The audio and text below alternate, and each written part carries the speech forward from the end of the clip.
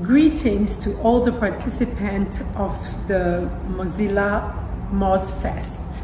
I am Queen Diambi Kabatuswila Chirimwata, Mukalenga Mukajiwa Nkashama, Wabakwa Luntu, Wabaluba, Wakasai, Wakongo. That is Woman King of the Order of the Leopard of the Bakwa Luntu people in Kasai in the Democratic Republic of Congo. I am very happy to address you for a few minutes because you are doing an amazing conference of about AI.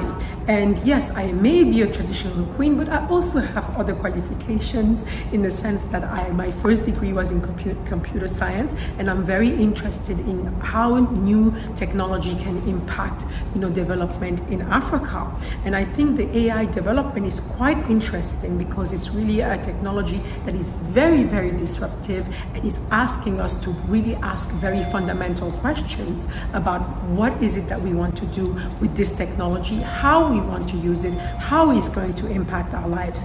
And of course, there's amazing applications that are going to be, able to be beneficiary for the daily lives, and especially in the terms of work and engaging in different work activities, and with a precision and a speed unseen before. However, it's also a challenge because many jobs could be, in fact, challenged, and many, competencies could not be needed anymore from human beings because machines and AI could actually do the work.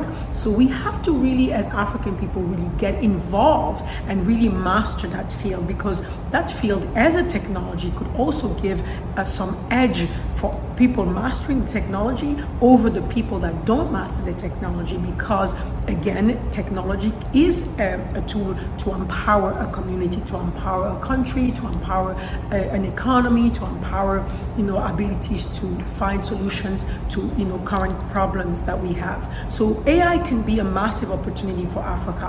However, I also believe that Africans have to ask themselves the questions about how the values that we have to be used to imbue in the model that are operating the AI, that we want to build for ourselves and for our use. So we cannot just think that we can leave the initiative of building AI tools to the Western world, because they will imbue that with the model and with their paradigm, and that paradigm has not always served us well. Actually, it has not served us well at all.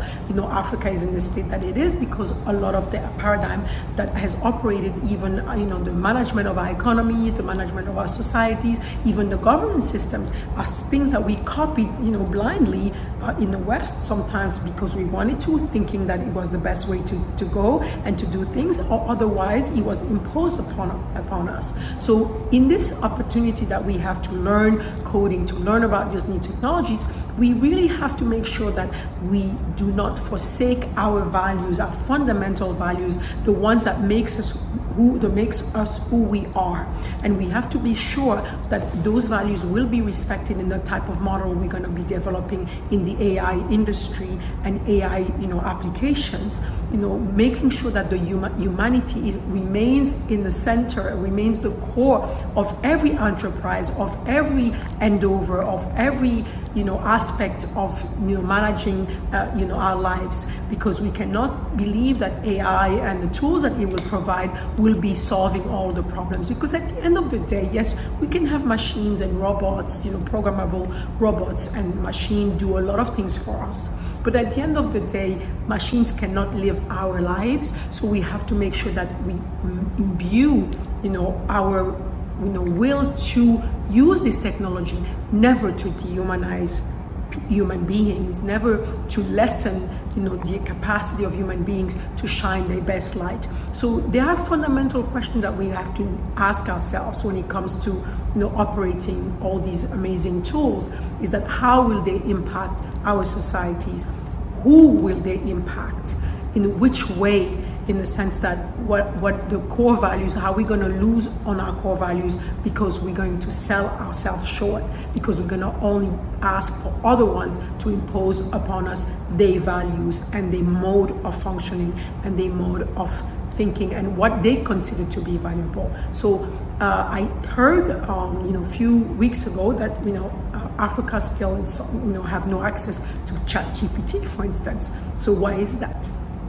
So we have to understand that AI may be AI or artificial intelligence, but it still operates based on some patterns and some models and some algorithms, regardless of the fact that we're thinking it's intelligent. Well, it's intelligent in processing a massive amount of information, but yet the patterns of how it compiles the information are still superimposed upon AI with the thinking mechanism of a specific culture. So we as African people have to understand that we need to master those tools. We need to understand, and we need to also impose, those algorithms that can be, more beneficial to promoting life and to promoting our values, our core values in our societies, and so that we can use these tools to thrive and to benefit our societies and our communities. So I encourage you all to really get interested, get deeply interested in these tools. What are the pros? What are the cons? What will they do? What are the capabilities?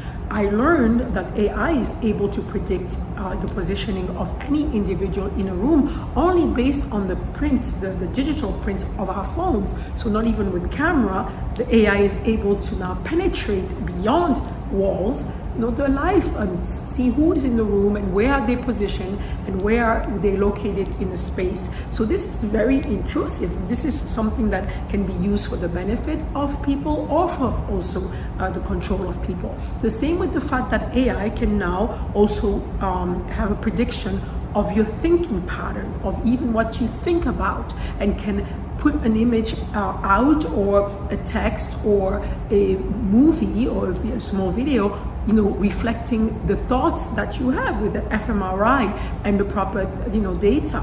So it's very intrusive, because this is like the last frontier that we have, that is the integrity of our own mind. So if this integrity is breached, then what else can be breached? So yes, new technologies are fantastic, and we have to applaud, all of that. However, we have to have some mastery over the way we want to use it, over the way we want to habilitate it for our daily use and applications. So all I'm doing here is to encourage you to really get deep in the topic, and to also understand that you have the ability, you have the potential to really make great of using these tools, because after all, you are all the descendants of amazing people, the ones who created the binary code system, the one who mastered fractal mathematics, the one who built amazing civilization for thousands of years. You are the descendants of these people, and I'm not going to go far in describing all that you are inheriting in terms of your culture, in terms of your wisdom, in terms of your intelligence, in terms of your value. So we cannot let the initiative of us, using these tools to other people. We have to take in our hands, the ability to master, the use of these tools, and also the building of these tools for our applications that fits the model of society that we care for and that we need for ourselves, for us to thrive.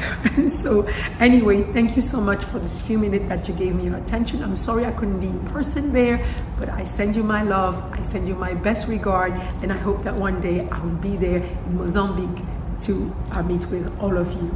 Thank you. Bye.